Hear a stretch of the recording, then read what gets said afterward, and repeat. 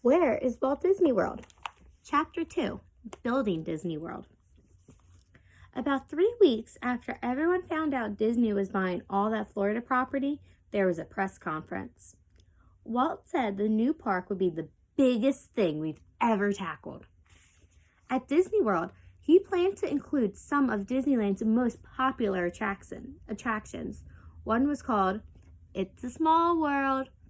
On the ride, visitors sailed past 300 or so cute singing, dancing dolls representing different countries. The ride's upbeat song was about worldwide friendship. It's a small world after all. It's a small world after all. Walt had plenty of epic new ideas for Disney World too. But there were things he didn't want, like the kind of hotels, shops, and restaurants that had sprung up around Disneyland. They were crowded all around the park, leaving no room for it to expand. In Florida, he would finally have all the land he needed. Unfortunately, he would never see his new ideas built. In 1966, Walt Disney died of lung cancer. Many Americans and everyone at Disney were stunned and terribly sad. Walt was one of a kind. He was charming and popular. He was the idea man. How could Disney continue without him? Roy had been in charge of the financial side of the business, but he was retiring.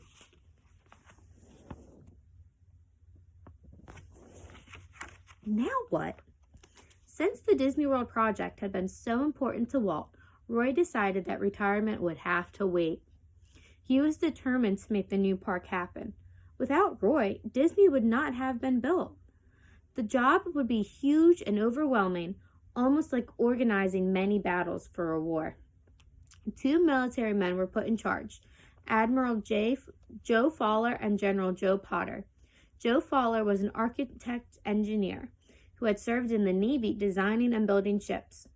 He knew how to manage large projects and groups of workers. He had already helped Walt build Disneyland and find the land for Disney World. And here's a picture of him.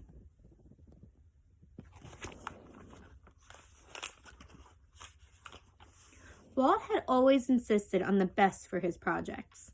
He didn't like to be told that something would cost too much or that it couldn't be done. Joe Fowler was a can-do type of guy. Once, when Walt told him he wanted a waterfall in Adventureland to part so that the cast members could come through it, Joe replied, "Can do." Even though he likely had no idea how to make Walt's idea work, he figured out a way. Joe Potter had been in the Army. He was an expert engineer. Potter was put in charge of bringing electrical power and water to Disney World. After the design phase, construction began. Swampland had to be drained and dirt moved. Trees had to be moved or cut down. The area was huge and it was hard to imagine where everyone would go. Colored gas balloons on long strings were tied to the ground here and there to show the height and placement of future landmarks, like Cinderella's castle. Building Disney World would take more than 4 years. There's a picture of Joe Potter and then them starting to build Disney World. Disney World finally opened on October 1st, 1971. Walt's dream had come true. Or had it? Just 10,000 guests came. Uh-oh. That was only about twice the number of cast members working at the park. Some people predicted Walt's second park was going to fail. However, it turned out that Disney World had purposely opened off-season when fewer people went on vacation. This would allow more time to work out any kinks before bigger crowds came, and once they did. In 2016, a total of more than 53 million people visited Walt Disney World's 4 parks. I was one of them. In 1971, a ticket to Disney World for ages 3 through 11 cost $1, plus $3.50 for tickets to 7 rides. Magic Kingdom was its only theme park at first. Epcot was added in 1982, Hollywood Studios, which was originally named Disney's MGM Studios, in 1989, and Animal Kingdom in 1998. They're called theme parks because of what's in each park is built around a main theme or idea. Today, a one Magic Kingdom ticket can cost $99 or more.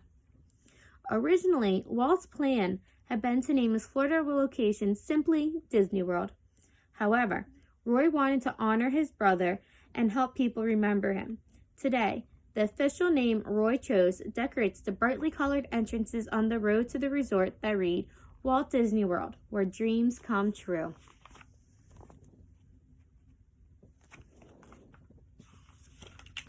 Here's a little bit about Disneyland, the one in California.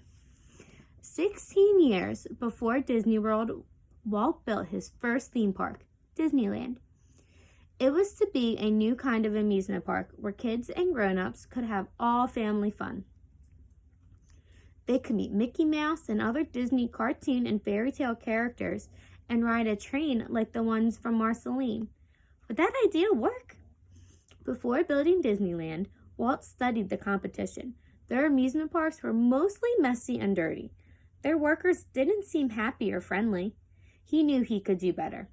Disneyland took a year to build and opened on July 17, 1955 in Anaheim, California, which is near Los Angeles.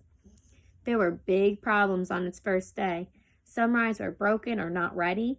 Someone had printed and sold thousands of fake admission tickets, so the crowds were unexpectedly huge.